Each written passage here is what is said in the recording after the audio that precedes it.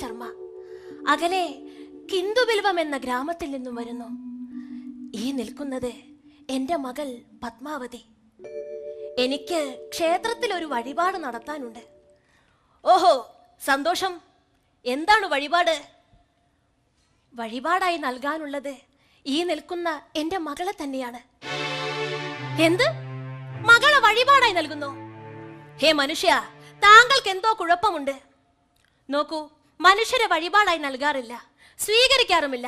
തിരികെ പോകൂ. ക്ഷമിക്കണം സ്വാമി. അനപത്യനായിരുന്നു ഞാൻ, മനമുരുകി തേങ്ങി തിരുസന്നിധിയിൽ.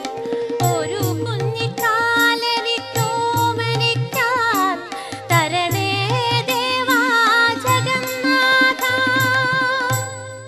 കുഞ്ഞുങ്ങളില്ലാത്ത ദുഃഖം സഹിക്കവയ്യാതെ ഈ തിരുസന്നിധിയിൽ വന്ന് ഞാൻ കരഞ്ഞു പറഞ്ഞതാണ്, ഒരു കുഞ്ഞുണ്ടായാൽ ഇവിടെ വഴിപാടായി നൽകാമെന്ന്.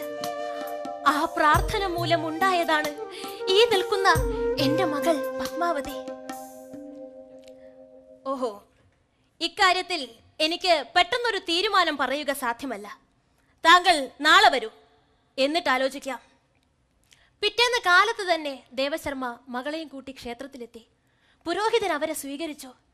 ദേവശർമ്മ, താങ്കളും മകളും ഈശ്വരാനുഗ്രഹമുള്ളവരാണ്. ഇന്നലെ സാക്ഷാൽ പുരി ജഗന്നാഥനെ ഞാൻ സ്വപ്നത്തിൽ ദർശിച്ചു.